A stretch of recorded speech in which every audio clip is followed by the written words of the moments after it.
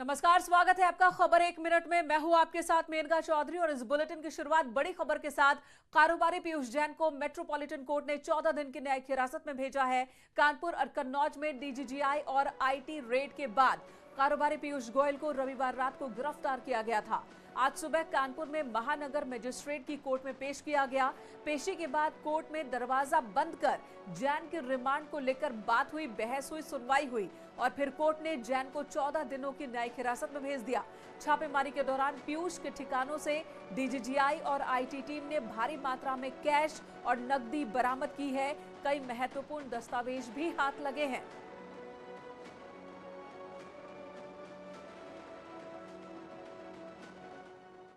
50 लाख रुपए का इनके ऊपर टैक्स इवेजन का भी केस बना है और माननीय न्यायालय ने इस समय उनको 14 दिन के जुडिशियल रिमांड के लिए भेज दिया है। जीएसटी की धारा 132 के अंतर्गत इनको जेल भेजा जा रहा है। अभी इन्वेस्टिगेशन चल रही है और लेटेस्ट जानकारी है कि कन्नौज में इनके यहाँ से कुछ अभी गोल्ड बार्स भी बरामद हुए हैं। 31 करोड़ 50 लाख रुपए। सीएम योगी आदित्यनाथ सीतापुर पहुंचे और 116 करोड़ की 83 विकास परियोजनाओं का लोकार्पण शिलान्यास किया। सीएम ने जन विश्वास यात्रा को संबोधित भी किया। इस दौरान सीएम ने कांग्रेस, समाजवादी पार्टी और बीएसपी पर जमकर निशाना साधा और सरकार की उपलब्धियों को जनता के सामने रखा।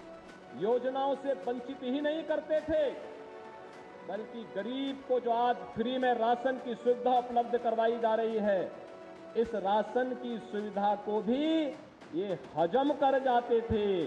आज गरीब को फ्री में राशन मिल रहा है कि नहीं मिल रहा है? सीएम योगी आदित्यनाथ प्रतापगढ़ पहुंचे और जिले की कई विकास परियोजनाओं का लोकार्पण और शिलान्यास किया। ये 378 परियोजनाएं 554 करोड़ की लागत की हैं। जिले को सौगात देने से पहले सीएम ने जनसभा को संबोधित भी किया।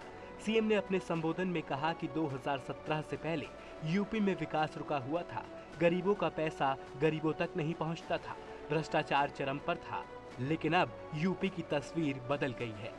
ये गरीब का पैसा ही है जो सपा, बसपा और कांग्रेस के नेता लूट करके अपने घरों को बनाते थे। आज वही पैसा दीवालों से कैसे निकल रहा आप देख रहे होंगे। कमरे के कमरे नोटों से भरे पड़े हैं। अब आपकी भी समझ में आ रहा होगा कि बबुआ नोटबंदी का विरोध क्यों करता था। अब तो समझ में आया होगा ना। लखनऊ में सीएम आवास पर साहिबजादा दिवस मनाया गया। इस मौके पर सीएम योगी ने साहिबजादों को नमन किया। सीएम योगी गुरुवाणी और कीर्तन में शामिल हुए। बता दें कि गुरु गोविंद सिंह के साहिबजादों की याद में कार्यक्रम मनाया जाता है। इस मौके पर सीएम योगी ने कहा कि दुनिया में सिख परंपरा अनूठी है और वो अपने पुरुषार्थ के लिए जानी जाती है। भारत का सिख इतिहास इस बात को कहता है कि उन विदेशी आतताइयों का अंत सिखों ने ही अपने समय में हमारे इन गुरु परंपरा ने ही उस समय कर दिया था। उन्हें इतना छेड़ कर दिया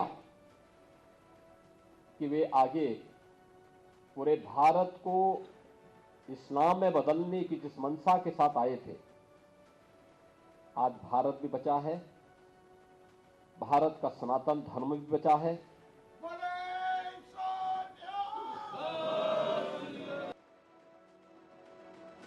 दिल्ली में बीजेपी के ब्राह्मण नेताओं के साथ राष्ट्रीय अध्यक्ष जेपी नड्डा ने अहम बैठक की। ये बैठक नड्डा के आवास पर हुई। बैठक के दौरान ब्राह्मण नेताओं ने तमाम मुद्दों पर विस्तार से चर्चा की। बैठक में शिव प्रसाद शुक्ला, श्रीकांत शर्मा, ब्रजेश पाठक समेत कई नेता मौजूद रहे।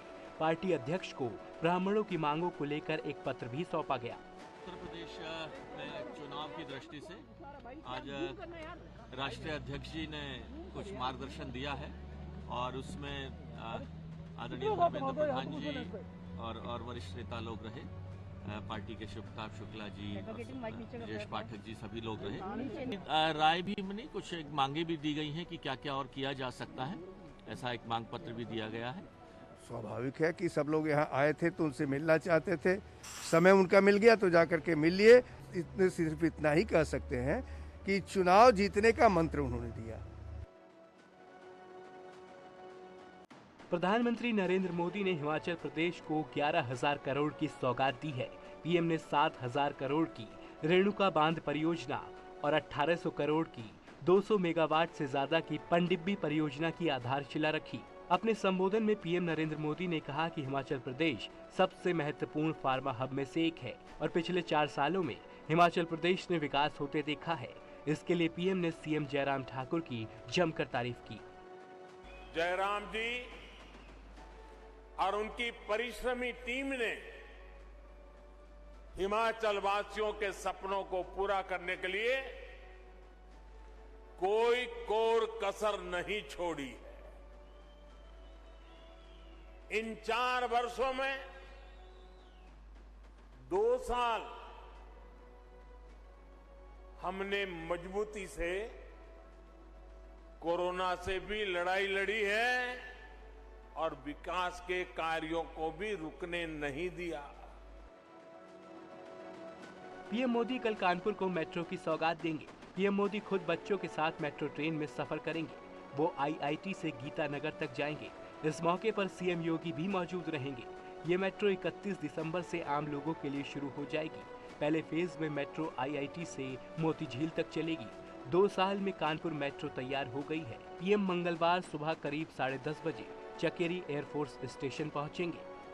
कानपुर में पीएम निराला नगर में जनसभा को संबोधित भी करेंगे। राज्यपाल और सीएम चकेरी एयरफोर्स स्टेशन पर पीएम का स्वागत करेंगे। केंद्रीय गृह मंत्री अमित शाह कल भदोही के दौरे पर आएंगे।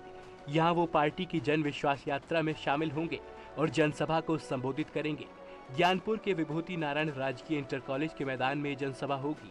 इसकी तैयारियां पूरी हो चुकी हैं। अमित शाह के दौरे को लेकर सुरक्षा के कड़े इंतजाम हैं। 500 से ज्यादा पुलिसकर्मी तैनात किए गए हैं। इसके अलावा 2 कंपनी पीएससी की तैनात की जाएंगी। जन विश्वास यात्रा में माननीय गृह मंत्री जी कल भदोही 2 बजे पहुंचेंगे और आप देख रहे हैं कि यहाँ पर मैदान में तैयारियां चल रही हैं और कल भदोही के अंदर भदोही की लाखों जनता माननीय गृह मंत्री जी को सुनेगी। माननीय गृह मंत्री जी आ रहे हैं। उप मुख्यमंत्री डॉक्टर दिनेश शर्मा भी उनके साथ होंगे और पूरी भारतीय जनता पार्टी की टीम यहाँ लगी है, तैयारी हो रही है। 5 राज्यों में होने वाले विधानसभा चुनाव को लेकर चुनाव आयोग की केंद्रीय स्वास्थ्य सचिव के साथ बैठक हुई। इस बैठक में स्वास्थ्य सचिव राजेश भूषण ने चुनाव आयोग को ओमिक्रॉन से जुड़ी पूरी जानकारी दी। जानकारी के मुताबिक उन्होंने आयोग को बताया कि अभी हालात काबू में हैं और रिपोर्ट्स के मुताबिक ओमिक्रॉन उतना घातक भी नहीं है, लेकिन तेजी से फैलता है। ऐसे में बचाव के साधन अपनाने और सतर्कता बरतने की जरूरत है। वहीं गृह मंत्रालय ने राज्यों को साफ निर्देश दिए हैं कि वो अपने स्तर पर कोरोना और नए वेरिएंट से निपटने के लिए कमर कस लें। इसमें केंद्र की तरफ से ये भी लिखा गया है कि राज्य त्योहारी सीजन को देखते हुए अपने स्तर पर प्रतिबंधों का फैसला कर सकते हैं। स्वास्थ्य मंत्रालय और चुनाव आयोग की एक बड़ी बैठक दिल्ली में संपन्न हुई और इस बैठक में 5 राज्यों में होने वाले चुनावों को लेकर नई गाइडलाइंस और किस तरीके से तैयारी की जाएगी, साथ ही क्या रणनीति बनेगी, उस पर बातचीत हुई। मुख्यमंत्री बनने के बाद पुष्कर सिंह धामी पहली बार पिथौरागढ़ के गंगोली हाट पहुंचे, जहां सीएम ने प्रसिद्ध हाट कालिका के दर्शन किए, जिसके बाद मुख्यमंत्री ने स्थानीय लोगों से मुलाकात की।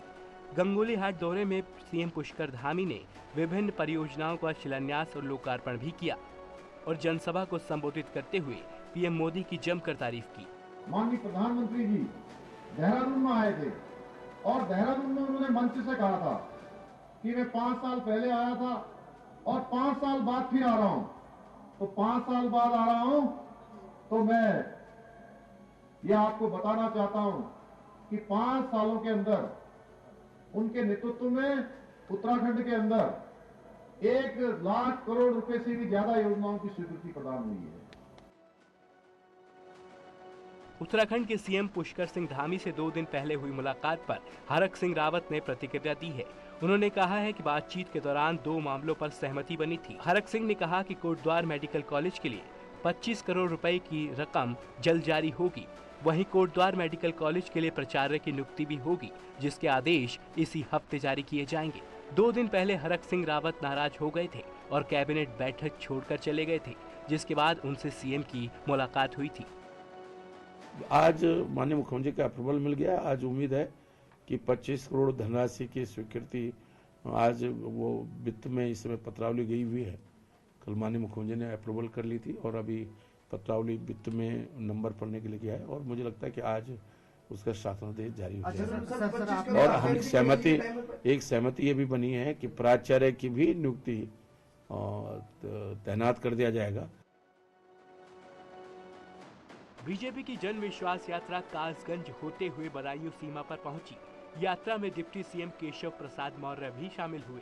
इसके अलावा केंद्रीय राज्य मंत्री BL वर्मा, बदायूं सांसद संघमित्रा मौर्य समेत कई विधायक और जिला अध्यक्ष मौजूद रहे। डिप्टी सीएम ने यात्रा में शामिल होने के बाद न्यूज 18 से खास बातचीत की। उन्होंने इस दौरान विपक्ष पर जमकर निशाना साधा और 2022 में बीजेपी की बड़ी जीत का दावा किया।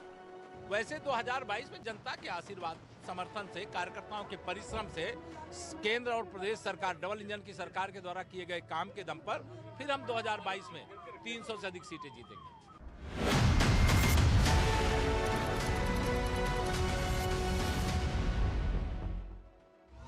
हवाई बातें नहीं, जमीनी मुद्दों पर पूछते हैं।